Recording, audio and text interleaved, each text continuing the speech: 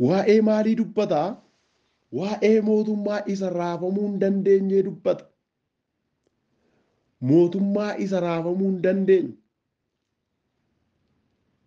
Isa fudhanna jedha barreessaan ergaa Ibrootaa.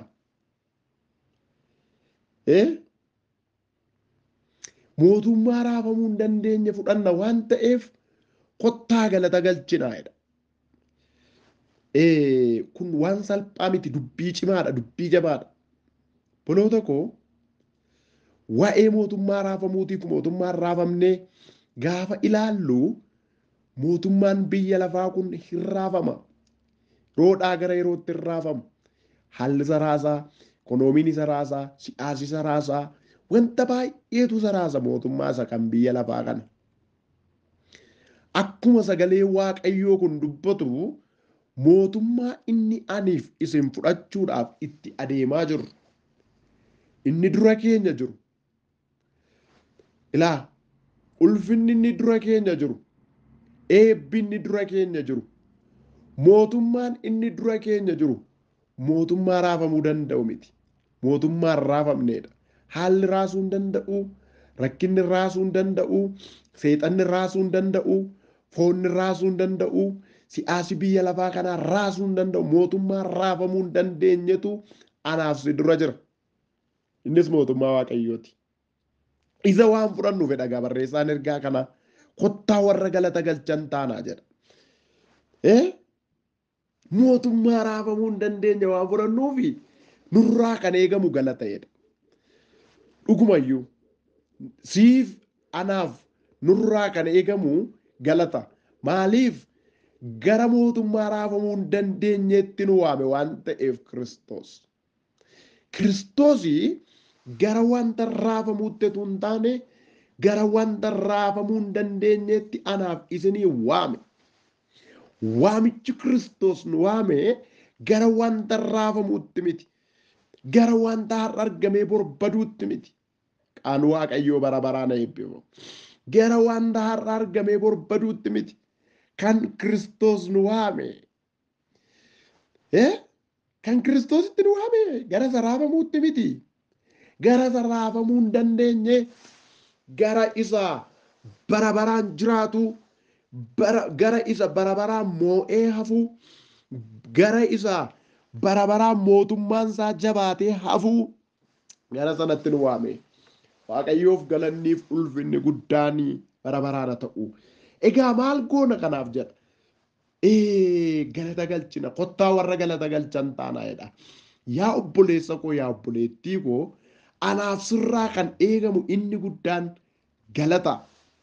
Galanni jireenya warra Kiristoos Yesuusitti amananiirraa yeroo hundumaa kan barbaadamudha. Mata duree akka jedhu irrattan dubbadhaanis bu'aa galata keessaa jedheen dubbadha. Bu'aa galata keessaa. Galata keessaa bu'aatu jira.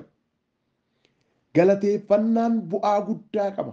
Waaqayyoon galateeffachuun bu'aa guddaa qaba. Kanaafani anis bu'aa galata keessaan jedhee mata duree qabadhe. Waldaan kunis guyyaa galataati kan isaan qopheessan. Egaa waa'ee galateeffannaa kana walii wajjiniin sagalee Waaqayyoo irraa ilaalla. Jalqaba irratti waa'ee bu'aa galataatti tuun seenin maalumaaf galateeffannaa? Maaliif barbaachisa galateeffachuun? Isa jedhu walii wajjiniin ilaaluun keenya baay'ee barbaachisaadha. Maalimaaf galateeffanna? Ammati maaliif galateeffatta? Amma maalifan galateeffadha? Maa inni kaayyoomti galateeffannaan barbaachiseef? Kaayyoomti galanni barbaachiseef maali? Isa kana sagalee Waaqayyoo irraa walii wajjiniin ilaalla.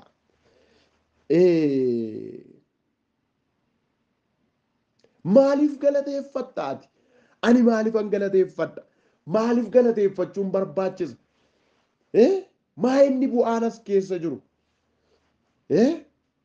Meesa kana sagalee Waaqayyoo irraa walii wajjiniin gaafa laallu maaliif galateeffanna isa jedhuufi tokkoffaa irratti wanti nuyi galateeffannuuf inni guddaan galatumaaf waan uumamneef. Uumamumti keenya waanumti ani uumameef waanumti ati uumamteef galataaf uumamte ati. Waan biraadhaaf miti. Waaqayyo kan inni nu uumeef, kan inni nu tolcheef, akka bifa isaaf akka fakkeenya isaatiitti kan inni nu hojjeteef inni guddaan maaliif yoo jettan galataafi. Akka nu isa galateeffannuuf. Kanaaf maaliif galateeffanna isa jedhuuf galataaf waan uumamneef. Ati galataaf uumamte bara. Sagalee Waaqayyoo irraa akkas jedha. Isaayyaas boqonnaa 43 lakkoofsa 21 irraa. Saba kana ofii kootiif uummachuun koodha akka inni na galateeffatuuf turedha. Ilaa argitanii? Saba kana ofii kootiif uummachuun koodha. Waaqayyo kanaaf nu uummate argitanii? Akka inni na galateeffatuuf turedha. Kaayyoo biraadhaan miti. Ajandaan Waaqayyo ilmaan namaarraa qabu, wanti Waaqayyo ilmaan namaarraa fedhu, kaayyoon uumamuu keenyaa inni guddaan galataafi. Galataafi. Galataafi. Egaa nama Kiristoos Iyesuusiin fayyisaa lubbuu isaatii godhatee amanateerraa wanti barbaadamu galata. Waaqayyo galata sirraa dheebota. Waaqayyo galata narraa dheebota. Hin urgeeffata Waaqayyo galata nuyi isaaf galchinu. Aarsaa nuyi Waaqayyoof aarsinu mee Waaqayyo hin urgeeffata. Sagalee Waaqayyoo irraa gaafa dhaqnee dubbifnu macaafa seera uumamaa boqonnaa 8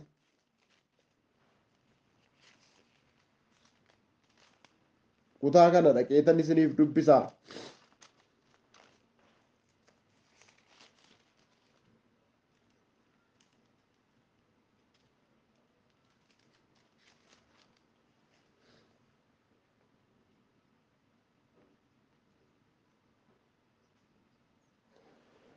Seera uumamaa boqonnaa 8 lakkoofsa 20 keessa jiru maqaa Yesuusiin nan dubbisaa akkas jedha. Nohis iddootti Waaqayyoof aarsaa dhiyeessu ijaaree horii qe'ee warra qullaa'otti ilaalaman hundumaa horii baay'eedhaan kaan warra qulqullaa'otti ilaalaman hundumaa keessaa fuudhee iddoo aarsaa sana irratti aarsaa qalmaa hin dhiyeesse.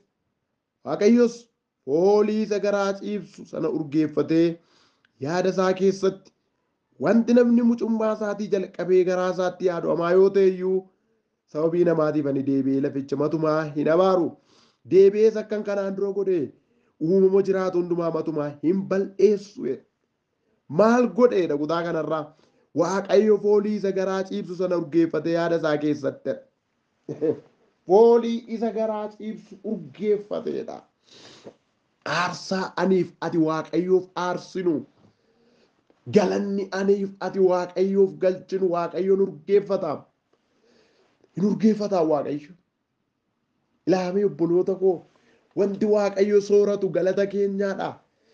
Galanni Waaqayyoo wanti Waaqayyo nurraa urgeeffatee fooliinsaa itti toluu qabu galata keenyaadha. Hin barbaada Waaqayyo galata mana keerraa. Hin barbaada Waaqayyo galata mana koorraa. Hin barbaada Waaqayyo galata jireenya keerraa. Hin barbaada Waaqayyo galata deddeebii koof deddeebii keerraa. Waaqayyootti galatatu. Waaqayyoof galatatu ta'a galatatti lanqisiin. Maaliif galateeffanna isa jedhuufi galatumaaf uumamne nuyi. Ati galatumaaf uumamte. Yeroo tokko galatatu nutti hir'ata. Waaqayyo baay'ee nu gargaare Waaqayyo baay'ee nuuf dhaabateeti galateeffachuu dadhabna.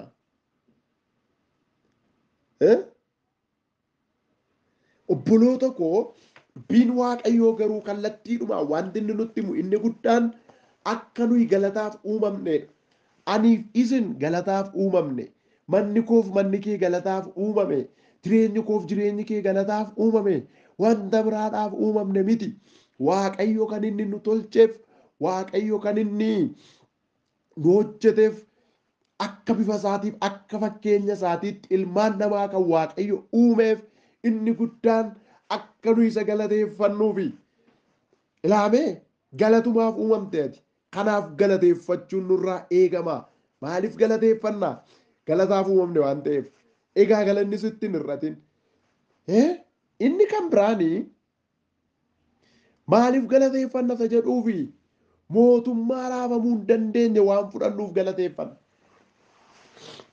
Waaqayyo karaa ilma isaa Yesuus Kiristoos diinummaa namaaf nama gidduu jiru cabsee diinummaa isaaf nama gidduu jiru cabsee akka inni dhufee hoolaa araaraa ta'ee biyya lafaa walitti araarsuuf namaaf Waaqayyoon akka inni walitti araarsuuf ilma isaa Yesuusiin erge gara biyya lafaatti. Karaa ilma isaa Yesuus Kiristoos isa gara biyya lafaatti ergame kanaatiin immoo kaadhimamoo jireenya bara baraa ta'an. Mootummaa Waaqayyoo akka nuyi fudhannuuf Kiristoos dhufee dhiiga isaatiin garbummaa seexanaa jalaa nu baasee dhiiga isaatiin garbummaa cubbuu jalaa nu baasee dhiiga isaatiin garbummaa biyya lafaa jalaa nu baasee kaadhimamoo jireenya bara baraa nu godhate. Waan salphaa miti. Waan salphaa miti. Egaa obboloota koo nuyi warri kaadhimamoo jireenya bara baraa taane kun warra Waaqayyoo jireenya bara baraatiif nu kaadhimate kun warri mootummaa raafamuu hin dandeenye fudhachuudhaaf carraa arganne kun wanti nurraa barbaadamu inni guddaan galata. Haaleluyyaa. Haaleluyyaa. Ati mootummaa raafamuu hin dandeenye waan fudhattuuf galateeffadhu. Waaqayyotti gammadi. Hin jinaayin, of hin nyaatin. Anaammoo maaltu naa guute, anaammoo maaltu naa mijate hin jedhin. Waaqayyo gara mootummaa haaraatti si waame. Wanti ati keessa jirtu kun mootummaa raafamuu hin dandeenye isa bara baraatiif si qopheessa. Amantiin kee kun mee jireenyaaf si qopheessaati. Waanuma xinnoodhaan jireenya kee hin jibbin. Maali ani itti yeroo hundumaa fuula Waaqayyoo duratti of kasasaa Waaqayyoon kasasaan deddeebi'in. Waaqayyoof galata galchi. Waaqayyo mee gara mootummaa raafamuu hin dandeenyetti si waame. Dukkana keessaa biyya lafaa keessaa namoonni baay'een irra dukkana keessa jiru. Seexanni garboonfatee foonni isaanii isaan garboonfatee haalli biyya lafaa isaan garboonfatee dukkana keessa jiru namoonni baay'een. Waaqayyo siin garuu karaa ilma isaa Yesuus Kiristoos gara mootummaa raafamuu hin dandeenye kanaatti si waame. Hin carroomne nuyi. Haaleluyyaa. Waaqayyotu nu carroomse. Carraa guddaa arganne. Ulfina guddaatti waamamne. Jireenya haaraatti waamamne. Egaa namni akkasii kun galata irraa eegama. Galata. Yeroo tokko ta'anii jaartii tokkotu waldaa keessaa garuma fuulduraa ta'anii gaafachi faarfannaan jalqabameedhu gaafachi sagantaan banamee ililchanii Waaqayyoo isaanii galateeffatu turanii jedhani. Baay'ee jaartiin suni hin shubbisu fuula Waaqayyoo duratti Waaqayyoof galata galchuu eenyummaa isaanii kana dhiisanii ulfina ofii isaaniitiif of sodaachuu dhiisanii Waaqayyoon shubbisanii galateeffatu turanii jedhan. Naanitii namoonni maali jaartiin kun yeroo keessummaan dhufus yeroo kamittis gaa nu jeequ waan ta'eef tarii jaartiin kun jireenyi sitti mijataa miti hiyyummaa waan qabaniif yookaan uffata guddaa isaa binneef gaabii yoo binneef itti uwwisne jaartiin kun tarii of kabajanii taa'uu hin danda'anii laatadhaniiti gaabii bitanii uwwisan jedhanii jaartii. Manatti geessanii gaabii bitanii uwwisanii jennaaniti jaartiin gaafa torbee isaa waldaa dhufteettu ililchitee akkuma ishee durii gaafa isheen ol ultaalteettu maali mammaa ammayyuu noo xiqqoo gaabii kana yoo uffattan immoo dhiiftuu laata isa akkas ol utaaltan kana jennee yaadne jennaan. Ay ho'a gaabii keessanii miti ani ho'a Kiristoostu na utaalchisa malee ho'i gaabii keessanii ganna teessisuu hin danda'u. Anaan keessa koo jira. Kiristoos keessa koo isee jira. Kanaafi kan ol na utaalchisu hiyyummaas miti rakkinas miti keessa koo jira jaalala Kiristoostu jedhanii deebisan jedhanii. Obboloota koo jaalalli Waaqayyoo gaafa keessa namaa qabatee jedhu galateeffadhu nama godha. Haalumtetu mijatin. Haala mijataa laaltee miti ibboo kan itti galateeffachuu qabdu. Yoo rakkatte iyyuu achuma keessatti mee ati gara mootummaa raafamuu hin dandeenyetti waamamteetta. Haalleluuyaa. Waaqayyo si waameem. Biyya lafaa ishee har'a rakkinni keessa guute kana keessa xuraa'ummaaf jal'ina biyya lafaa Waaqayyo galatuma guddaa fudhatu. Ati gara mootummaa raafamuu hin dandeenyetti waamamteen bara. Hangan kee miti yaa biyya lafaa ati rarra'ii ganna lakkisii. Du'ee kansaa kan na taasisee ilma Waaqayyoo gooftaa Yesuusii.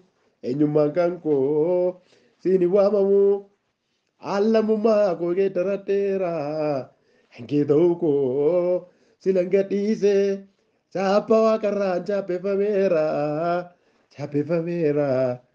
chaappeeffameera diikoo si ilaaleen deema galma koo galgala diikoo si innaatti tola diikoo Seora lubbu kooti cimsituu mogolee diikoo hin qabuumsi malee. Haleluuyaa. Abdiikoo ilaaleen deemaa galma koo galgalaa diikoo si innaatti tolaa. Abdiikoo seora lubbu kooti cimsituu mogolee abdiikoo hin qabuumsi malee. Haleluuyaa. Yesuus gooftaadha. Ilaamee ani kan kee miti jedhee dastaan gaafa har'atu biyya lafaarratti rarra'in kan kee miti jedhee obboloota koo an if isin akka jedhu sagalee Waaqayyoo irraa Filippisiis boqonnaa 3 lakkoofsa 8 immoo akka dhufu nuyi garuudha nama biyya waaqarraati jedha gooftaan keenya fayyisaan keenya Yesuus Kiristoos achii nuuf dhufa jennee eeggachaa jirra jedha nuyi nama biyya waaqarraati aniifati nama biyya waaqarraati. Gara isaa waaqarraatti si waame abbaan kee kanaaf galata galchii Waaqayyoon galateeffadhu. Haala koorraa ija kaasee dhimma koorraa ija kaasee Yesuus irra godhadhu ija kee rakkina kee irraa ija kee kaasee galatumaan fuula Waaqayyoo dura dhaabadhu.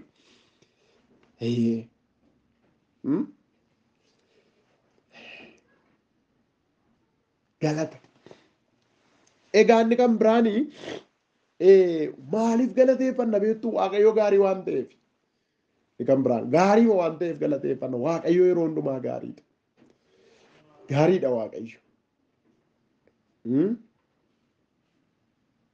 Waaqayyo gaarii waan ta'eef Waaqayyoof galatumatu ta'a. Maaliif galateeffanna isa jedhuuf Waaqayyo gaarii waan ta'eef yeroo hundumaa Waaqayyo gaariidha.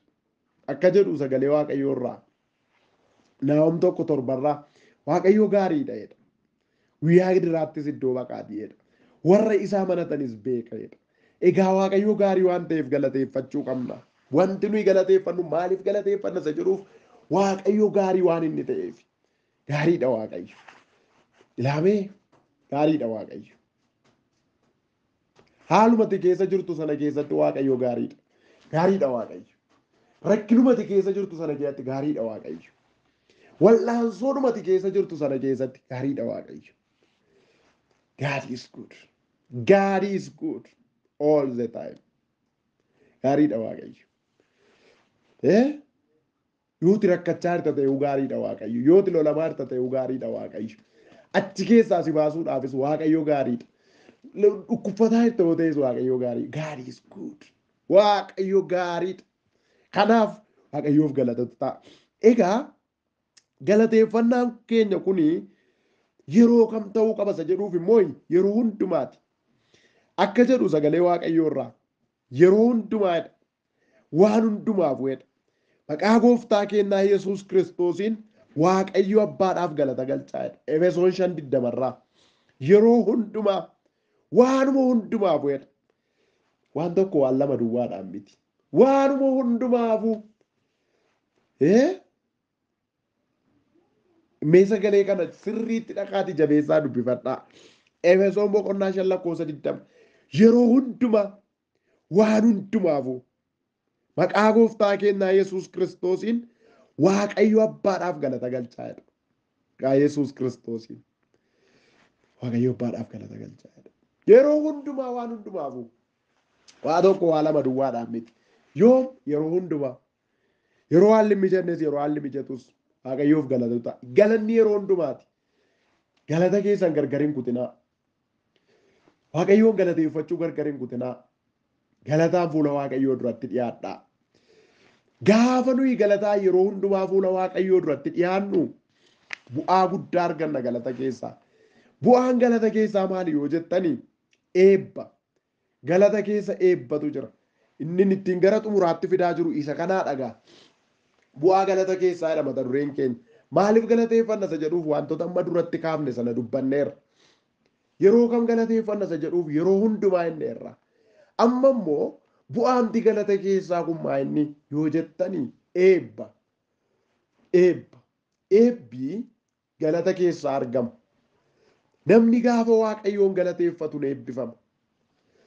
Yaa obboleessa koo yaa obboleettii koo mee galata dirree galataa qopheessi Waaqayyoof. Yeroo galataa qabadhu Waaqayyoof. Haleluuyaa. Isa dhuunfaa keetti yeroo hundumaa galateeffattu sanarrayyuu darbiiti. Guyyaa addaan baheyyuu mee kenniif Waaqayyoof. Guyyaa galataa dhiyeessi Waaqayyoof. Waaqayyoo gaaf tokko mee seera uumamaa boqonnaa 35 lakkoofsa tokko kaanee gaafa dubbifneennu akkas jedhe Yaaqoobiin. Yaaqoob jedhe ana isa gaafa guyyaa rakkina keetti sitti mul'ate isa gaafa dhiyeessoo obboleessa kee jalaa baqattu si oolche sanaaf iddoo aarsaa ijaari jedhe Waaqayyo. Gaaficha natu si oolcheedha. Gaafati baqarra turte sana natu si oolcheedha Waaqayyo. Gaafa obboleessa kee jalaa baqattu sana natu si oolcheedha Waaqayyo. Obboleessa koo obboleettii koo yaadattaati guyyaatti Waaqayyo dhufee gidduu sii gale sana. Isa gaafa diinni lubbuu kee balleessuuf jedhee Waaqayyo dhufee gidduu sii gale sana yaadattaa. Inni isaa Waaqayyoodha inni. Inni gaaficha gaafa waa'ee keetiif abdiin dhume dhufee abdii sii teessu Waaqayyoodha. Inni gaafaati sodaarra jirtu biyyaa deemtee mana ormaa dhattee galtee jireenyi onaa sitti ta'e haalli onaa sitti ta'e yeroo abdii kee kutte inni dhufee abdii sii teessu inni Waaqayyoodha. Galata fedha gaannisirraa.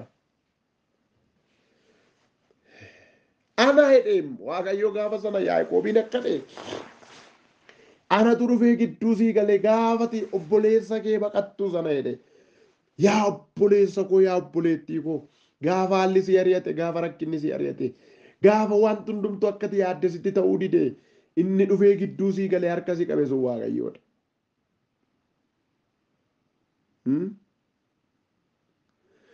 Inni dhufee lubbuu kee du'a oolche sun Waaqayyoodha. Inni dhufee siif birmate sun Waaqayyoodha. Inni uursaa rakkinaa mataa keerraa gab godhe sun Waaqayyoodha.